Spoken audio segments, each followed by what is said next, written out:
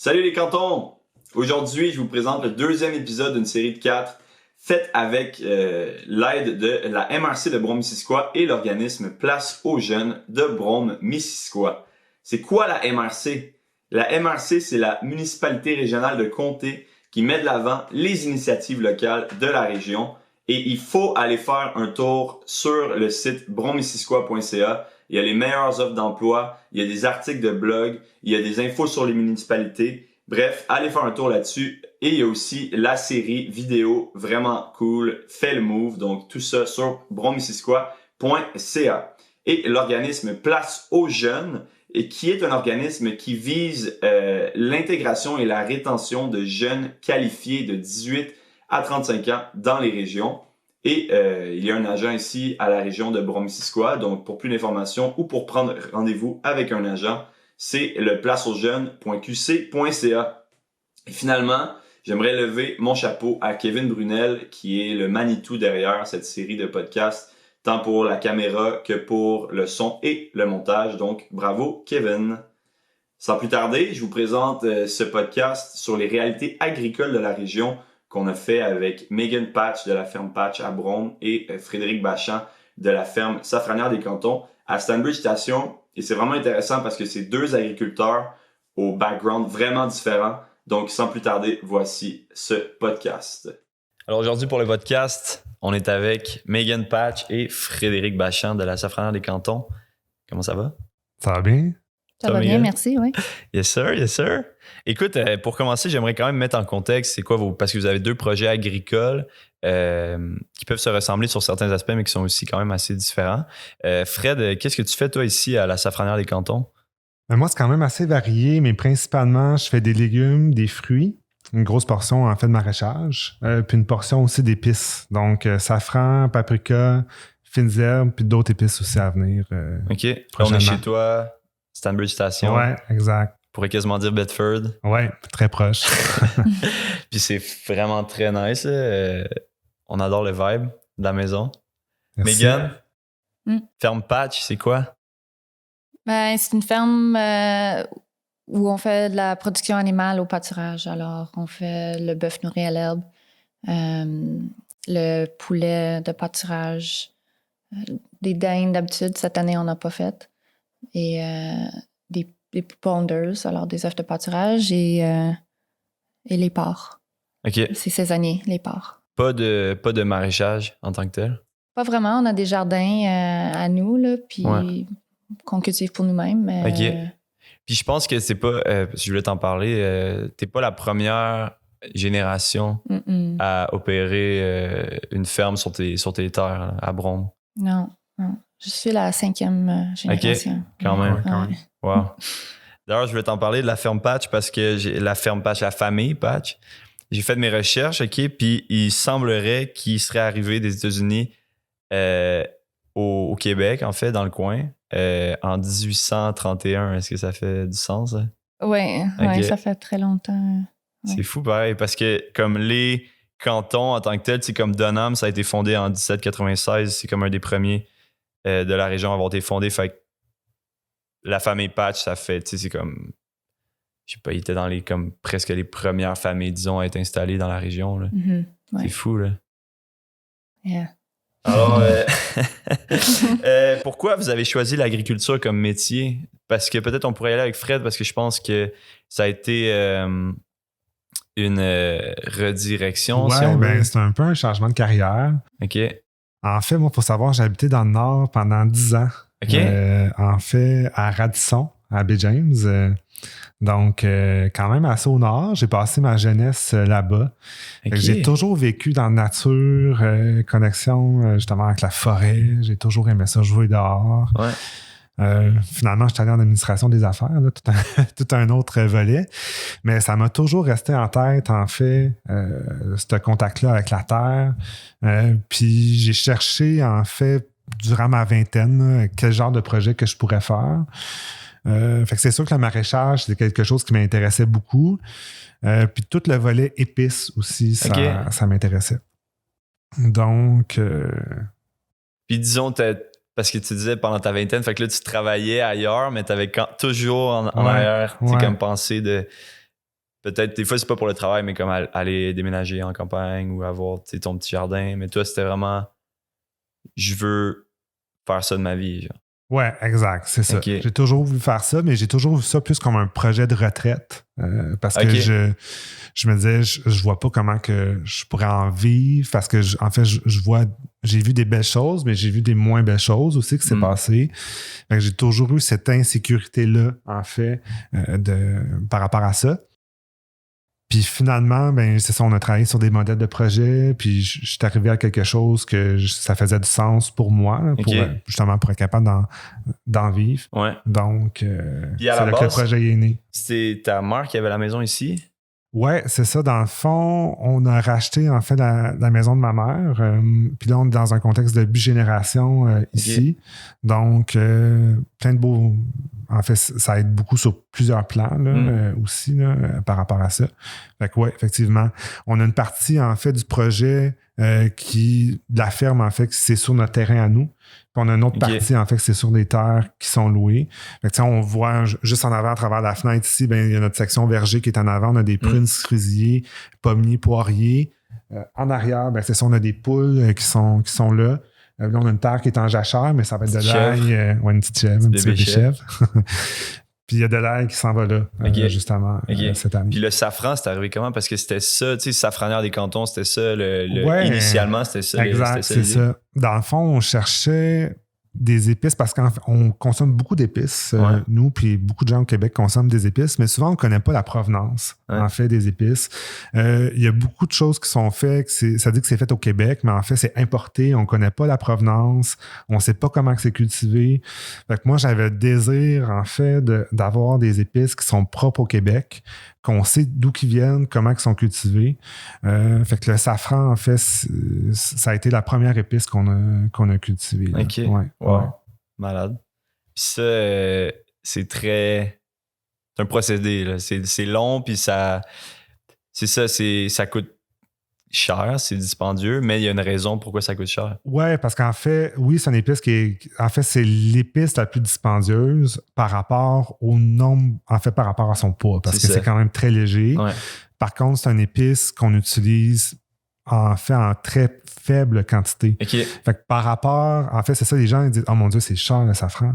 Mais en fait, par rapport à ce qu'on utilise comme quantité, par plat, ben ça revient pas plus cher nécessairement qu'une autre épice. Fait que c'est un petit peu un faux problème par rapport à ça. Je comprends. Vu que tu en prends moins, dans le fond, ça revient au même. Exact, ton pot va te rester plus longtemps. Le pot, il reste plus longtemps quand même, exactement. Puis toi, Megan, est-ce que ça a été comme un choix de reprendre la ferme familiale ou tu t'es comme senti... C'était quelque chose qu'il fallait que quelqu'un fasse? Parce que quand ça fait 5 générations qu'on a une ferme, comment ça s'est passé? Parce qu'auparavant, t'étais enseignante, je pense? Oui, dans le fond... en effet, je me suis toujours intéressée à la ferme, mais je savais pas trop ce que je voudrais faire avec. C'était plus... Je m'intéressais beaucoup à l'environnement, puis à la nature. Ouais. Mais j'ai fini par faire mon bac en enseignement. Malheureusement, je pense que c'est parce que je me sentais pas comme assez fort à l'école pour faire les sciences, mais j'aurais dû. OK. Ouais, j'aurais dû étudier en sciences. J'ai découvert au cours de mon parcours en agriculture que je suis vraiment passionnée des sciences. Les sciences comme la biologie ou les sols? L'écologie. Puis, oui. Wow. Ouais.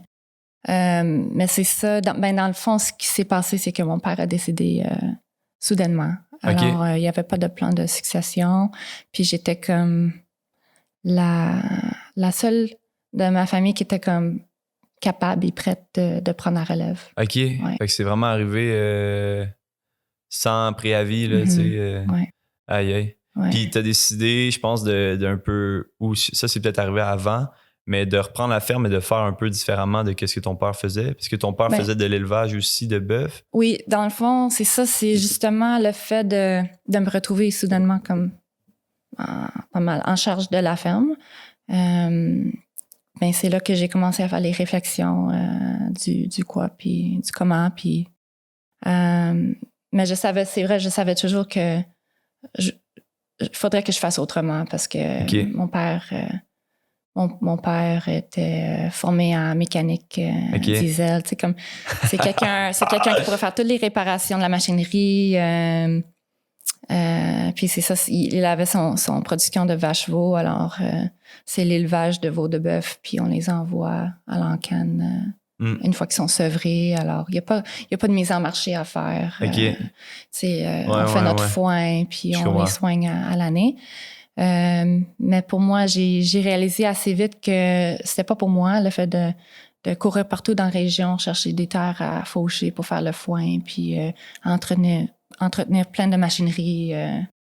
Puis à l'échelle aussi, donc qu'on opérait, c'est vraiment pas rentable de faire tout ton foin. Puis, alors j'ai commencé à réduire la taille du troupeau, puis à faire la transition en lisant un peu partout sur le sujet de pâturage en rotation intensif.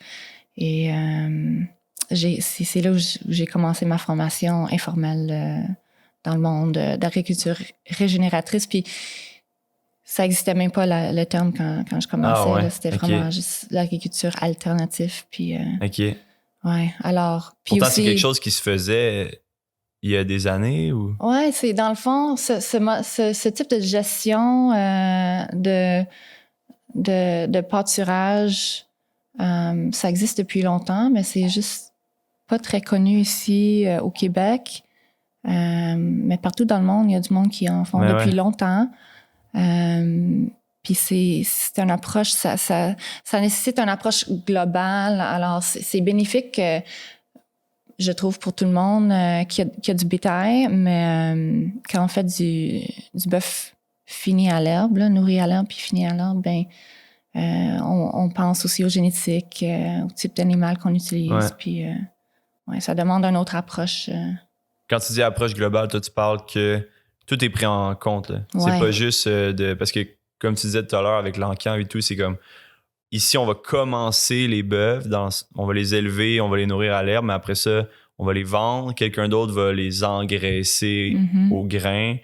Puis là, quelqu'un d'autre va les tuer, les process, puis les vendre. Oui, ça, c'est la viande qu'on trouve à l'épicerie d'habitude.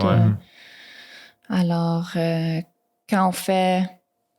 Ben, comme ce que je fais, c'est je fais tout le cycle de vie de l'animal se passe chez moi. Alors, ils sont nés chez moi, puis je les garde jusqu'au moment où je les envoie à l'abattoir, alors jusqu'à la finition. Exact. Qu'est-ce qui est le plus difficile, tu dirais, dans ton métier, et toi, Fred? Le plus difficile, en fait, moi, j'ai pas de formation de base en agriculture. Okay. Je pense que Mégane non plus. Fait que, en fait, on est un petit peu autodidacte, en fait, là-dedans. Pris beaucoup de formations, beaucoup d'intérêt. Ce que je trouve le plus difficile, en fait, c'est vraiment au niveau technique, phytosanitaire, là, que je ne connais peut-être un peu moins. Puis après ça, bon, une entreprise, ça reste une entreprise. Il y a des problèmes de main-d'œuvre. Des fois, on a des problèmes de liquidité parce que l'agriculture, bien souvent, c'est des grosses dépenses à faire au début pour être capable de se rendre à un niveau qu'on est capable d'en vivre. Des défis plus généraux d'entreprise, mais c'est ça. Main-d'œuvre, moi, cette année, ça a été un gros défi. Là. Très gros défi. Je pense pas que t'es le seul. Là. Ouais. On en parle un peu partout. Là. Toi, Mégane, les trucs les plus difficiles de ton métier? Ben, un peu comme ce que Fred dit, là, je me suis retrouvée avec beaucoup de choses à apprendre parce que c'est pas juste le fait d'apprendre tout l'aspect technique, mais c'est le fait d'apprendre à gérer une entreprise, puis à faire des choix, prendre des décisions, puis il y a beaucoup de risques aussi. C'est drôle, vous n'avez pas ni l'un ni l'autre mentionné le fait de se lever tôt ou de travailler 7 jours sur 7. Ça, c'est pas quelque chose que vous trouvez difficile parfois? C'est plus la charge, comme Fred dit, le fait de ne pas avoir de l'aide. Puis, tu sais, l'échelle de l'entreprise, pour moi, tu sais, mon objectif, c'est de faire croître l'entreprise jusqu'au point où je peux engager quelqu'un. Puis j'étais prête à le faire cette année, mais justement, il y avait personne. Alors, c'est stressant parce que Quand on fait notre propre mise en marché, ben il y a le côté production. C'est ce que je fais à chaque jour, surtout l'été, là, du printemps jusqu'au mois de décembre. Là. Puis les bœufs, on les garde l'hiver, mais c'est plus calme. Okay. Mais entre-temps, il y a les ventes, il y a la gestion des commandes, il y a le bookkeeping. Parce que j'ai de l'aide avec ça, mais quand même, ça fait beaucoup de choses. Ouais. De notre côté, on a beaucoup grossi, en fait, cette année. Juste en superficie, en fait, on a grossi de 5 fois notre superficie. OK. On a passé d'un employé à 3 à temps plein, plus 2 à temps partiel cette année. OK. Beaucoup d'étudiants, donc, sont partis pas mal. Tout en même temps. Ouais, c'était tout en même temps. Fait que là, ça a fait ça a créé un petit goulot là, par rapport à ça. Là. C'est drôle parce que j'ai quand même fréquenté le milieu, tu sais, surtout maraîcher. J'ai travaillé un peu là-dedans. Puis c'est ça qui me fait capoter à chaque fois, c'est que t'as beaucoup de jobs dans le champ, tu sais, purement plantage et désherbage, récolte, mettons. Engrais, machin. Mais après ça, c'est vraiment juste une partie de la job. Là. C'est vraiment, je sais même pas si c'est 50% de la job parce qu'après ça, c'est la portion qui est de vendre qu'est-ce que tu viens de récolter qui s'ajoute à ça. Puis ensemble, je trouve que ça fait beaucoup, là, non? C'est le logistique, je trouve aussi que ça peut être difficile, le timing, puis l'organisation. Puis... Tu peux pas perdre des légumes, tu sais, parce que des légumes en plus, ça n'a pas une durée de vie infinie. Ouais, c'est ça, exact. Ben, en fait, je pense que c'est de toujours se mettre en mode amélioration continue. Tu sais, il faut toujours penser, en fait, bon, là, j'ai fait cette tâche-là, ça m'a pris tant de temps, qu'est-ce que j'aurais pu faire pour l'améliorer? Tu sais? Puis de toujours gagner des petits gains en efficacité. Ouais. Fait que c'est ça qui fait qu'à un moment donné, on se rend performant. Je reviens avec la main-d'œuvre tantôt. En fait, c'est ça, avoir des employés saisonniers. En fait, c'est ça qui est dur parce qu'à chaque année, même si tes processus sont bien établis, en fait, il faut que tu reformes tes gens souvent à zéro. Quand tu as des gens qui restent 2 saisons, ben là, tu es content. Ouais. Mais c'est ça. Fait que c'est pour ça que nous, en fait, on veut avoir une production à l'année avec les serres, en fait, qu'on veut avoir pour justement être capable d'embaucher au moins une personne ou peut-être éventuellement 2 à l'année. Ah, OK. Pour être capable, justement, de garder l'expertise à travers la compagnie. Tu n'auras pas besoin de leur former à chaque année. Exact, c'est ça. Ouais. Puis pour l'instant, l'hiver, ça ressemble à quoi? Est-ce que c'est vraiment comme un temps mort ou temps de réflexion? Ou qu'est-ce qui se passe l'hiver pour vous? Je sais pas pour toi, Mégane. Pour moi, en fait, c'est sûr que vu que j'ai le volet épices, en fait, je fais beaucoup de séchage vers la fin de l'été, début automne. Puis par la suite, en fait, c'est toute la mise en marché de ça que je fais. Je fais beaucoup d'emballage là-dedans. Fait que c'est vraiment complémentaire au maraîchage. Okay. C'est pas obligé d'être fait la récolte, oui, mais une fois que c'est fait, ça peut être fait plus tard. Ouais. Après ça, il y a beaucoup de planification, en fait, de la prochaine saison. Pas les vacances, là, finalement. Ben, ça ralentit, c'est sûr, mais c'est ça. Je voulais que tu me dises, je prends 3 mois de vacances. J'aimerais vraiment ça. Toi, Mégane? Ben, l'hiver, c'est plus calme côté production, c'est sûr. Là, j'ai les bœufs, les mamans là, que je garde avec les veaux, puis des poules pondeuses. Mais j'arrive toujours pas comme encore j'arrive pas à vivre de mon entreprise, alors il faut que je travaille à l'extérieur. OK, fait que l'hiver, c'est là que tu fais suppléance? Je fais la suppléance dans les écoles. Je cherche à trouver du travail plus dans le domaine agricole maintenant. Alors, je cherche à travailler sur des projets. OK. On verra. Mais je trouve ça toujours très occupé l'hiver, personnellement, à cause que l'été, je peux pas vraiment pousser le développement de mon entreprise parce que je suis tellement comme dans le jus côté production. Ouais. Alors, l'hiver, c'est vraiment le moment où je fais les demandes pour les programmes spéciaux ou s'il y a une subvention, il faut faire la demande. Juste travailler sur le développement de l'entreprise en général, ça prend. Êtes-vous content qu'on ait un hiver? Genre? Aimeriez-vous ça, faire votre métier, mais comme en Californie, exemple, où c'est comme l'été à l'année, il n'y aurait pas, je sais pas. Une bonne question. Ben en fait, moi, c'est ce que je cherche à faire. Parce que j'aimerais ça profiter de mon été aussi. J'aimerais ça être capable de partir. En fait, on se donne 2 week-ends l'été qu'on quitte la ferme, qu'on met quelqu'un de garde. Mais c'est ça, j'aimerais ça avoir une production à l'année qui est plus constante. Ouais. Puis être capable de profiter autant de mon été que de mon hiver. C'est avoir plus de jeux, dans le fond. Ouais, exact. Pas être de même l'été tout le temps. C'est ça. Ouais, je comprends. Okay, je comprends. OK. Pour moi, c'est ça. Puis les deux, vous faites, tu sais, que on disait qu'il y avait quand même des ressemblances dans votre modèle agricole, si on veut. Je pense que vous avez tous les deux une conscience environnementale.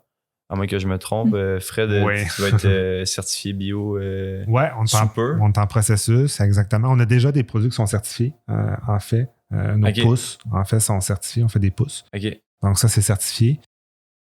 Je pense que tu fais partie aussi de Régénération Canada, Megan. C'est ça, nous deux, on fait partie de Régénération Canada. Fait qu'on a des approches régénératives, en fait. Oui. L'idée, c'est de pas, après vos activités, que ça endommage les sols en dessous, tu sais, puis l'écosystème. Là.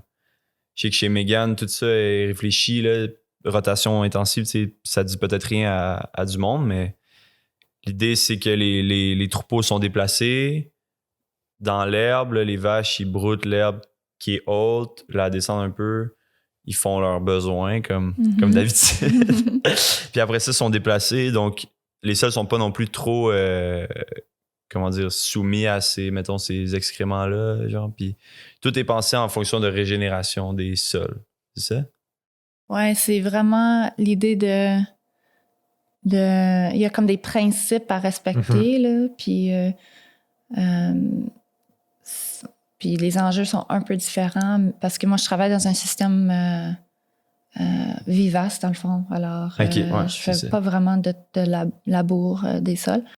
Mais c'est ça, l'idée, c'est d'enrichir les sols avec la gestion. Alors, c'est vraiment la gestion des ressources naturelles, la gestion des animaux, puis de leur mouvement, de la fréquence, de leur déplacement, puis la concentration aussi des unités sur un certain espace pour vraiment maximiser l'impact. Ouais. Alors, ça imite un peu les grands troupeaux là, qui se déplaçaient sur les prés. Exact. C'est plus de travail aussi. C'est plus de travail, mais c'est différent comme travail aussi. Comme j'ai dit tout à l'heure, ça dépend un peu sur l'échelle, mais on vise à garder les animaux au pâturage le plus long que possible pour pouvoir leur alimenter le moins que possible au foin, là, parce que le foin, c'est très cher. Ça, c'est un des enjeux ici au Québec quand tu parlais de est-ce que je voudrais comme faire ça quelque part d'autre dans le monde. Tu sais, il y a des endroits où l'hiver est très différent. Alors, c'est une des raisons que c'est cher, le bœuf, ici au Québec. Là.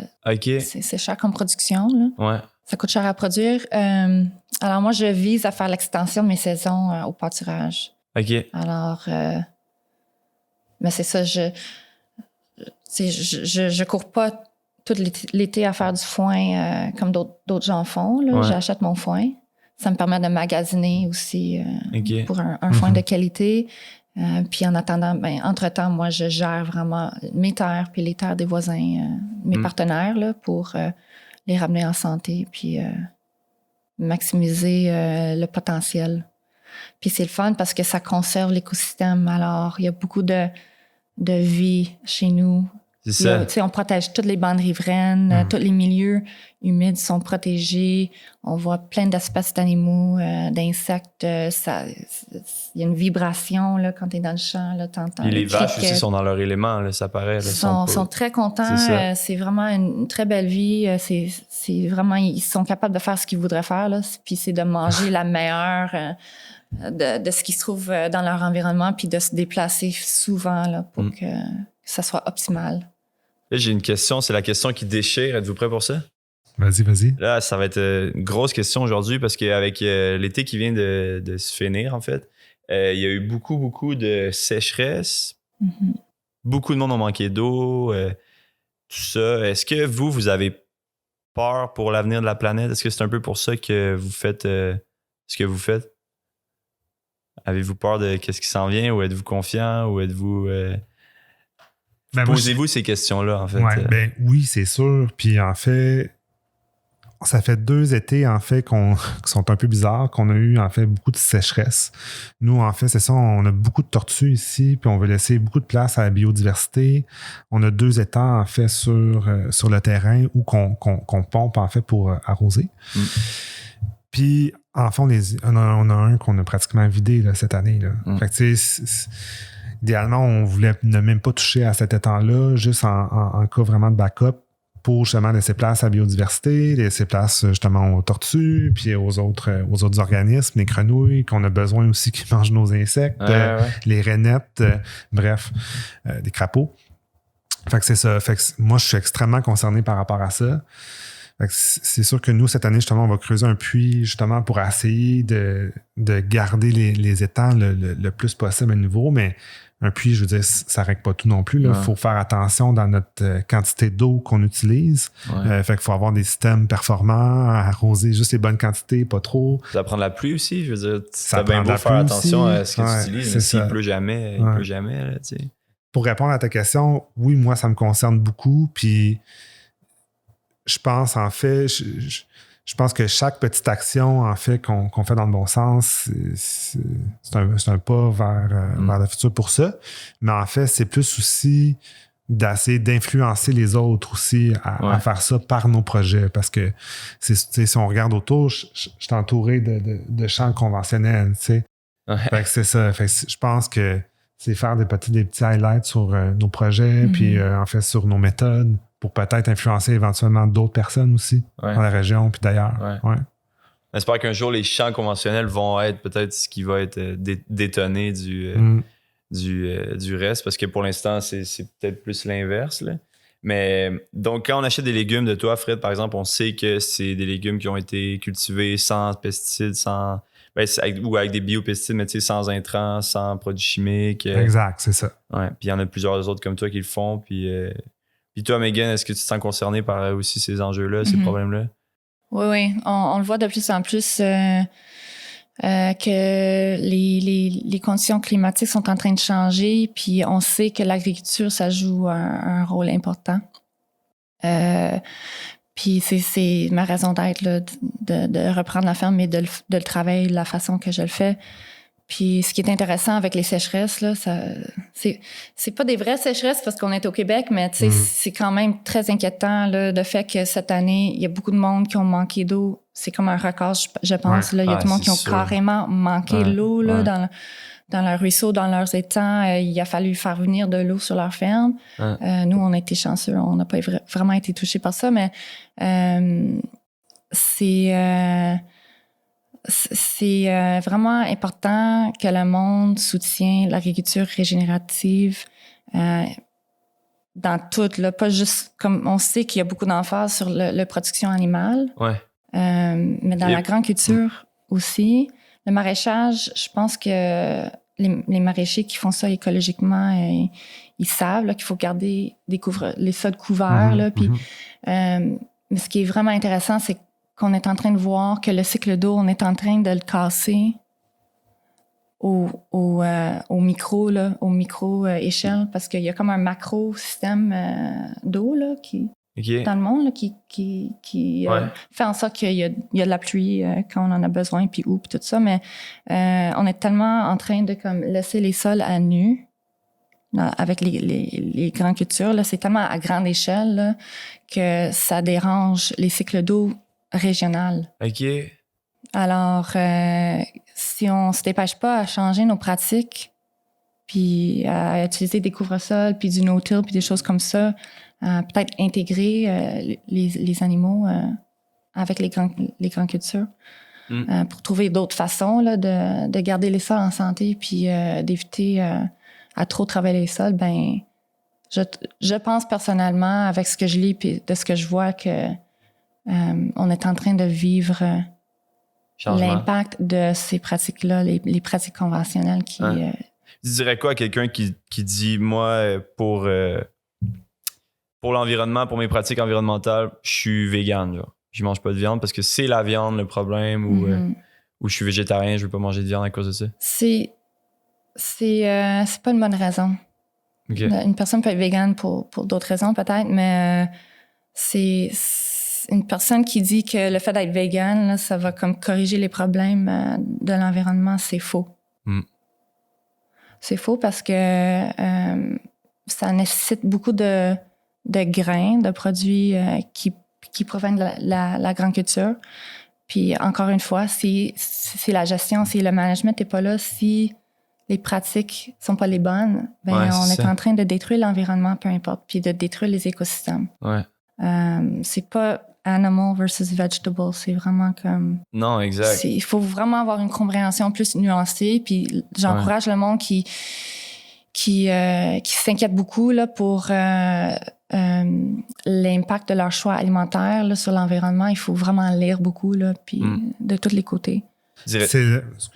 Mais en fait, c'est ça, juste pour faire du pouce sur ce que Megan dit. En fait, moi, je pense que déjà de connaître les producteurs, d'acheter local, d'acheter de la région, d'aller visiter, en fait, directement même les producteurs chez eux, je pense que c'est déjà un bon pas vers l'avant, là. Ouais, c'est ça. C'est qu'ils prennent pas... C'est peut-être de pas prendre en considération tous les contextes quand tu dis juste « je mange pas de viande ». Mais il vient d'où ton tofu, il vient d'où ton tempeh, whatever. Tout ce que tu achètes, dans le fond, c'est d'avoir cette conscience-là sur tout, là, pas juste de mettre parce que la viande est peut-être devenue l'ennemi là, de certains discours vegan ou whatever. Mais c'est très intéressant, c'est pas animals versus vegetables, parce qu'en plus, pour faire pousser des légumes, ça prend souvent du compost, là, tu sais, ou... tu sais, du fumier, là.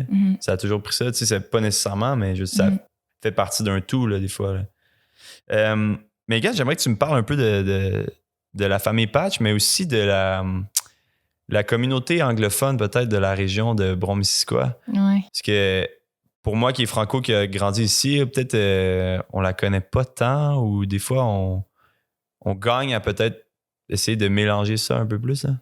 Je pense qu'il y a une communauté assez solide aussi, là.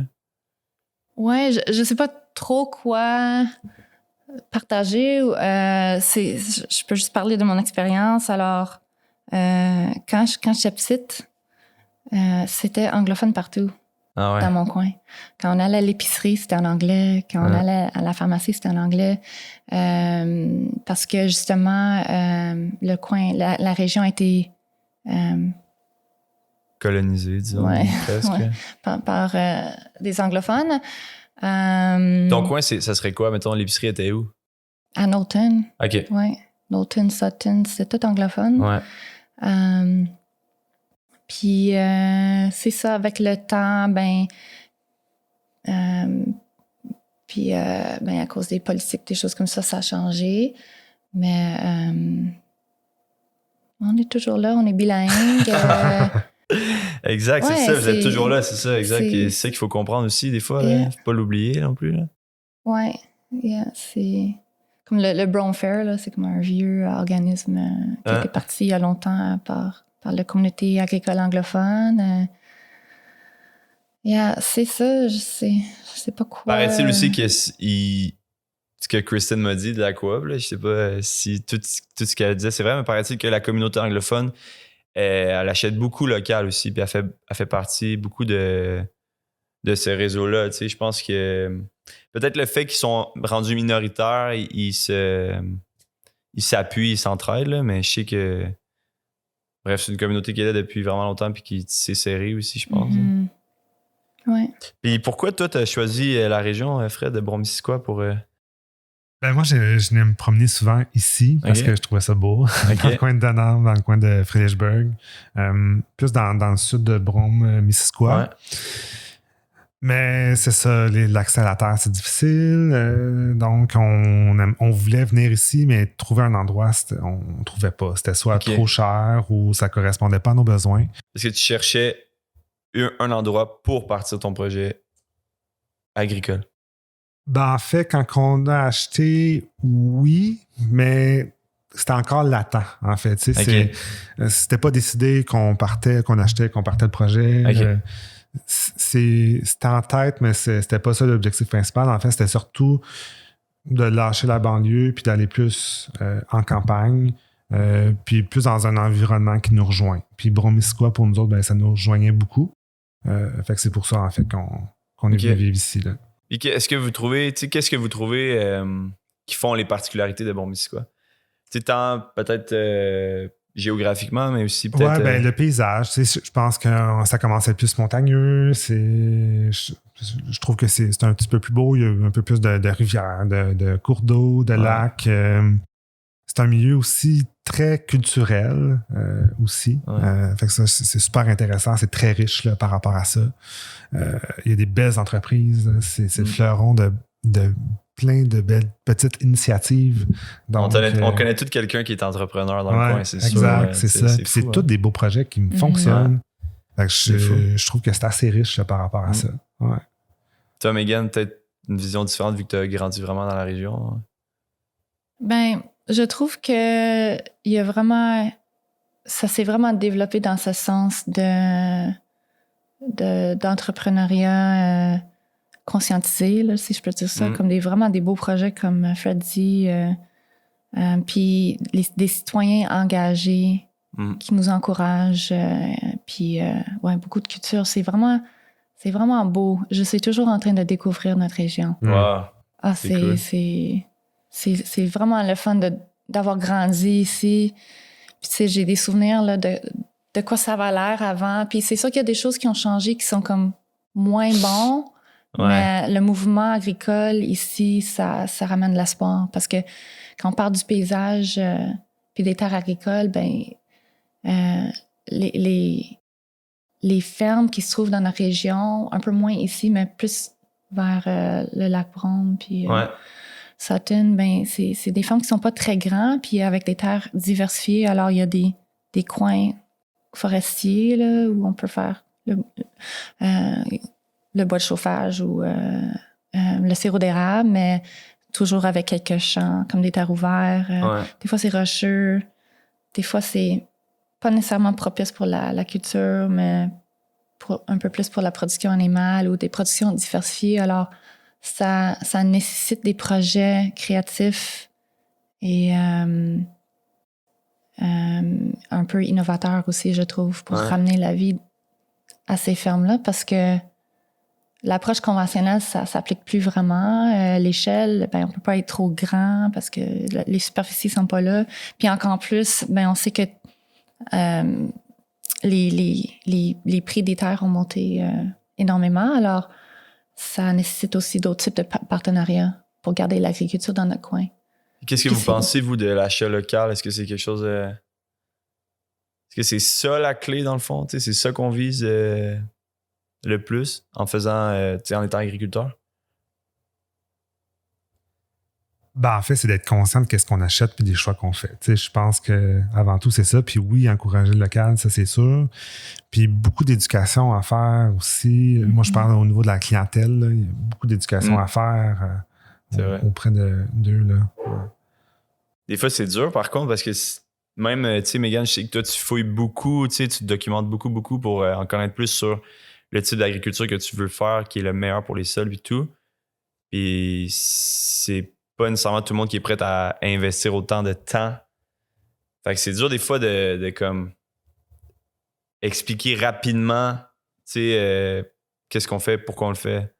Ouais. Si tu comprends, si vous comprenez. Oui, puis tu sais, je suis d'accord avec Fred. Puis quand on parle de l'éducation, je pense que c'est important de donner la chance au monde de venir sur nos terres puis de voir. Moi, ce que je trouve, ce qui a le plus d'impact, c'est quand le monde vienne puis qu'il voit qu'est-ce qui se passe, puis on en parle parce qu'on est en train de...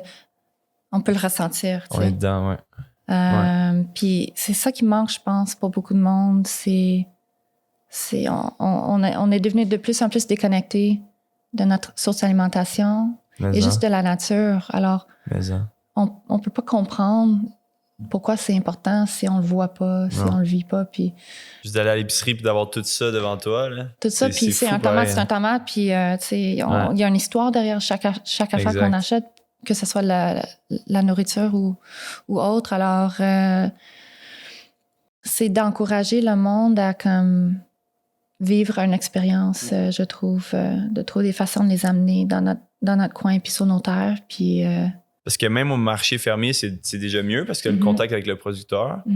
Mais t'es quand même pas en train de voir vraiment, tu sais, sur sa terre comment ça se passe. C'est vrai que ça serait fou, là, si, je sais pas, tous les samedis, tu peux te promener puis aller voir les producteurs. Mais là, je dis n'importe quoi, là, mais quelque chose du genre.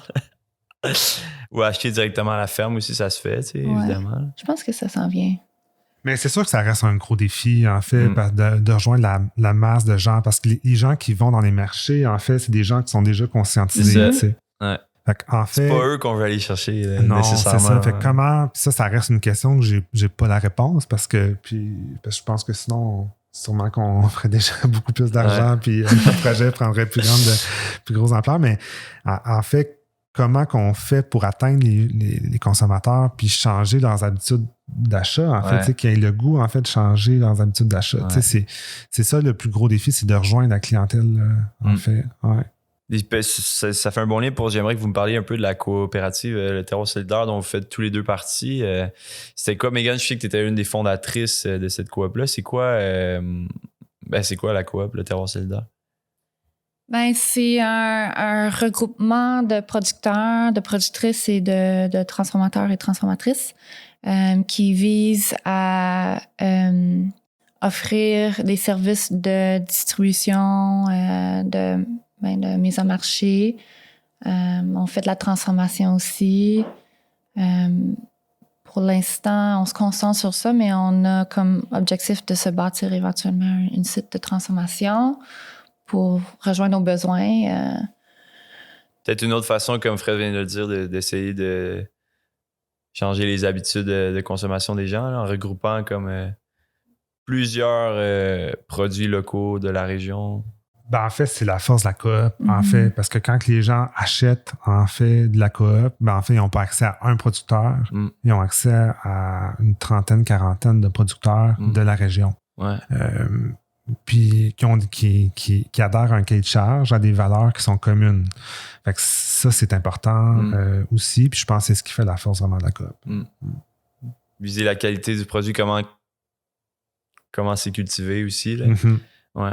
Très cool. Est-ce que vous verriez un jour quitter la région pour un autre? En permanence, non. Mais j'aimerais ça voyager puis pour faire la visite de d'autres fermes. Puis, OK. Puis ça, il y a beaucoup de choses à apprendre. Là. C'est trippant là, ce que le monde sont en train de faire. Où t'irais? Partout. Dans l'ouest du Canada. Comme j'ai rencontré en ligne, c'est dans des genres de rencontres en ligne, plein de monde intéressant, là, qu'ils font vraiment des belles choses chez eux. Aux États-Unis, c'est sûr. Il se passe vraiment des choses intéressantes. Alors, très cool. Yeah.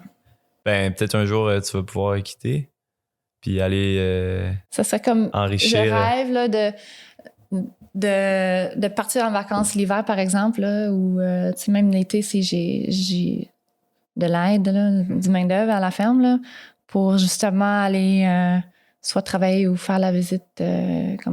Ça serait comme mes vacances. Yeah. C'est nice.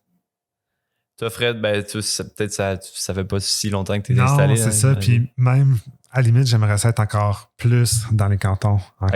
Parce que je me trouve un petit peu sur la limite de la Montérégie. Fait que c'est ça, j'aimerais ça être encore plus dans le coin, peut-être même de Frelichburg, Sutton, Dunham. C'est un coin que j'aime beaucoup. Ouais, très beau. Ouais. Nice. Vous travaillez tous les deux avec vos mères, je pense. Megan, ta mère, elle t'aide un peu à la ferme. Toi aussi, Fred. Ouais, exact. C'est-tu difficile de travailler avec sa mère ou c'est le fun? Moi, je suis très chanceuse parce que ma mère, dans le fond, est propriétaire de la ferme. OK.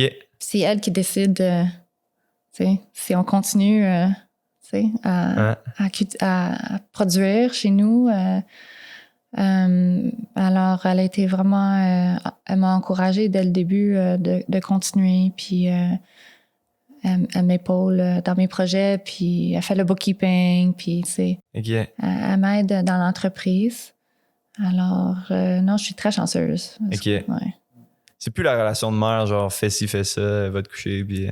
Une mère, ça reste toujours une mère. C'est vrai, c'est ça. Il y a toujours un peu de ça. Mais moi aussi, je me trouve extrêmement reconnaissant, en fait, d'avoir cette opportunité-là. Ouais. Fait que c'est ça. Pour moi, c'est vraiment un privilège, en fait, d'avoir cette chance-là de passer autant de temps. Là. Ouais. Très cool. Mm-hmm. Écoute, on va finir ça avec le fameux ça ou ça. Je vais vous poser 2 questions. Vous allez me dire pourquoi rapidement. En fait, c'est un choix. Donc, matin ou soir? Votre période préférée ou celle où vous avez le plus d'énergie? Matin. Matin? Soir, non, c'est... Non. OK. Toi, Fred? Ben, moi, en fait, c'est matin l'été, puis soir l'hiver. OK. Ouais, OK. ouais. L'hiver, t'as plus envie de te lever tôt. Puis... Ben, comme à ce temps-ci de l'année, en fait, il commence à faire froid, il fait plus noir. Ouais. Ça me tente moins un peu. Ouais. Ça prend plus de temps à partir de... Tu vois, l'été, souvent, je me lève à 5h, 5h30. Le soleil commence à se lever. Les oiseaux chantent. Pour moi, c'est un moment qui est apaisant, là, beaucoup. Là. Ouais. C'est vrai. Ouais. Moi, c'est côté mental, là, le matin, je suis vraiment comme réveillée, puis je suis plus productive, surtout dans la paperasse. Ouais. Fait que c'est ça. Ah, j'ai oublié cette question-là. C'est quoi? Ça ressemble à quoi une journée typique, mettons, Megan, une de tes journées typiques, là, mettons, à ce moment-ci de l'année, là, on est le 29 septembre. Mm-hmm. Ben, ça se calme un peu côté production. Alors moi, je sors de la maison un peu plus tard que d'habitude. Normalement, je suis debout à 5h30, puis je sors. Je commence le boulot vers 7h. OK. Là, je ralentis un peu la routine, mais je me lève, je fais un peu de travail admin, je lis un peu. Puis après ça, ben, je pars ma journée dehors. Je passe la journée dehors à faire du travail. Fait que là, c'est le train? C'est le train. L'automne, c'est plus... Oui, c'est le train, mais c'est aussi... On a comme des projets de préparation pour l'hiver là, à entamer. Alors, on se prépare pour l'hiver. On ramasse les affaires, on range des choses, on bâtit des fois des nouvelles affaires. Là. OK. Ouais. Il y a tout le temps des nouvelles affaires, hein? Ben, en agriculture, il y a tout le temps des nouvelles patentes en train de construire, des trucs qui traînent. Je dis à chaque jour, là, j'ai hâte à ce que ça soit comme tout. Ça arrivera jamais. Fait, là. Oh my God. Il y aura toujours on une bâtit nouvelle des affaire clôtures, des abris. Ouais. C'est vraiment une évolution constante, mais ouais, j'aimerais ça avoir un peu plus de routine un jour. Mais parce que c'est nourrir les animaux, après ça, déplacer les vaches. Des fois, c'est déplacé, ouais. Mais comme j'ai dit, c'est plus des projets et des grosses jobs en fin de saison. Là. OK, ouais. Toi, Fred, une journée typique dans Une journée typique, en fait, ben, c'est ça, on se lève. Souvent, je vais préparer un petit peu le plan de la journée parce que les priorités changent toujours de jour en jour. Ouais. Là. Il y a toujours de quoi qui arrive. Après ça, j'essaie de déjeuner avec mon gars, de passer un petit peu de temps avec quand j'ai le temps. L'été, on se voit un petit peu moins. Après ça, dans le fond, c'est cueillette, préparation, commande, marché. OK. Puis c'est ça, on fait 3 marchés par semaine. Donc, on revient vers 8-9 heures parce que c'est à Montréal. Ouais. Puis après ça, on mange, on fait un petit peu de facture. C'est beaucoup 3 marchés quand même, non? Ouais, c'est beaucoup. Ouais. Est-ce que c'est quelque chose que tu... Devrais-tu en éliminer un sur 3 ou tu penses que ça vaut le coup de garder j'aimerais 3? ça en garder 2, en fait, qui sont sur semaine. Fait que c'est ça, j'aimerais ça diminuer un petit peu les fins de semaine. Ouais. Puis ici, en fait, on a une boutique qu'on va ouvrir très prochainement. Donc, le but, c'est de ramener, en fait, de plus de gens ici de la région vers la boutique les week-ends, qu'elle va être ouverte. Puis profiter un petit peu plus, justement, de chez nous. Là. Faire moins de voyagement. Ouais. Bon, thé ou café le matin? Parce que là, on était dans le matin, là, j'ai pris un petit. Moi, c'est le thé. Ouais. OK, le thé. Café, ça marche pas. Il a fallu que je lâche le café. Ah ouais? Ouais. Ah non. Ouais. Je veux pas que ça m'arrive. Toi, Fred? Café déca. Café déca, OK. Ouais. Fait qu'on est dans 2 trucs assez différents. Salé ou sucré? Oh, sucré. Sucré? Yeah. C'est pas bon, là. C'est pas bon. J'adore les choses sucrées, puis faut que je fasse attention. Genre... Un snack sucré, là, que Megan prend. Ben, j'essaie quand même de manger des choses plus saines, là. Alors, des choses qui sont faites maison, des choses qu'on achète à l'ami bretonne ou des choses qu'on achète localement, là, des belles affaires que le monde font, là, mais il faut quand même que je fasse attention. Toi, Fred? Ouais, moi aussi, je suis pas mal sucré. Ah ouais? Ouais. Mettons, t'as le choix, c'est plus chocolat que chip, là. Ouais. Les deux. Ah ouais, OK. Cool. Puis c'est quoi, ton snack sucré, toi? Attends. Pâtisserie, j'aime beaucoup. Nice. Ouais. Été ou hiver? Ou printemps ou automne, si vous aimez mieux. Printemps. Ouais. OK. Printemps parce que on a été comme encabanés tout l'hiver. Puis là, en fait, ça commence à repousser. Il fait soleil, on dirait qu'on renaît. C'est motivant quand même. Ouais, c'est motivant. Ouais. Toi, Megan? Je pense que s'il faut que je choisisse, c'est l'été. Parce que pour moi, le printemps puis l'automne, c'est très occupé. C'est comme des saisons de transition. Voilà. Comme l'automne, c'est les commandes, la boucherie. Alors, j'aime beaucoup l'été. Tout est comme en pleine vie. Il fait beau. Les journées sont longues. Ça, j'adore ça, là, parce qu'il y a tellement de boulot à faire là, que j'aime avoir toutes ces heures pour travailler dehors. Mais j'aime l'hiver parce que c'est calme. Puis je fais plus de cuisine. Je cuisine plus l'hiver. Moi aussi, là, je me suis rendu compte, là, genre, l'été, je cuisine tellement pas. Je suis comme tout le temps plus occupé. Puis je me couche. Mettons, jusqu'à 9h, je fais de quoi? Puis là, je rentre à la maison, je suis comme, bon, je vais manger un bol de céréales. C'est ça qui est dommage, parce qu'on est dans la plus belle saison, justement, puis on n'a pas le temps. C'est vraiment plate. Hein? Je regrette à chaque année que j'arrive pas à profiter plus des fois de ce qui est disponible, parce que j'aime juste manger ce qui est en saison, ou même de faire des conserves. C'est le work-life balance là, que je cherche personnellement à avoir plus. Puis, mettons, faire pousser votre salade ou vendre votre salade? Au niveau, aimez-vous mieux être les deux mains dans le champ ou être au marché et vendre le truc?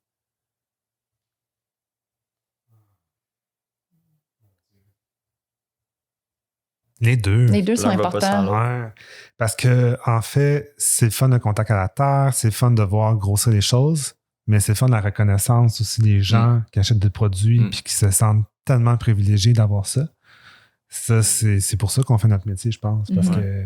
Tu ne devrais pas juste être ici, puis mettons, c'est quelqu'un d'autre qui vend les trucs pour toi. Non. OK. Non. Toi, Megan? Ça dépend. Je suis plus côté production parce que je suis vraiment un nerd là, pour tout ce que je fais. je tripe tellement sur tout le processus puis ce que je vois comme les résultats de ce que je fais sur mes terres. Mais j'aime le partage. Alors, je pense que je trouve l'aspect de vente, la partie de vente là, un peu stressant. Ouais. Ça nécessite une autre façon de fonctionner. Puis en plus, je suis seule dans cette partie de mon entreprise. Alors, c'est beaucoup. Alors, je pense que si j'étais un peu moins surchargée, je l'aimerais un peu plus. Mais c'est sûr que le contact avec les gens, là, c'est... Toi, il y a une partie quand même de tes ventes qui se fait. Il y a beaucoup de monde qui vient à ta ferme quand même. Oui, je vais à la ferme, puis à travers la coop. Puis oui, c'est le fun quand le monde vient, puis qu'on jase, c'est quoi, le pourquoi, là, qu'ils mangent, qu'ils choisissent la viande. Ça nous comme ramène... Ça, pour moi, ça... Je veux pas dire que... How do I say it?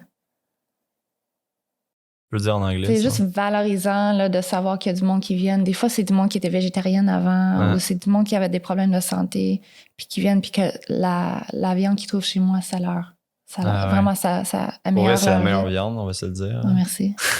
Mais parce qu'en plus, c'est ça, c'est que tu veux dire reconnaissance parce que aussi ils sont venus jusque chez toi, là, tu sais, mettons, ils ont fait 30 minutes d'auto pour venir acheter ta viande, c'est quand même cool. Ouais. Puis tu sais qu'ils vont pas juste acheter, en tout cas, ils seraient un peu idiots d'acheter juste un paquet de bœuf haché. Si le monde qui habite plus proche, il achète en plus petite quantité, mais c'est le fait que, oui, le monde, ils font le détour, là, ça m'encourage beaucoup.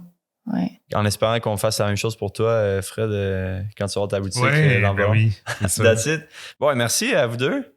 Les gars, je te toi. laisse aller. Vous avez des grosses journées devant vous. Là. Hey, le temps file. Ouais, les livraisons. All right, merci. Merci. Merci à toi. Ciao. Bye.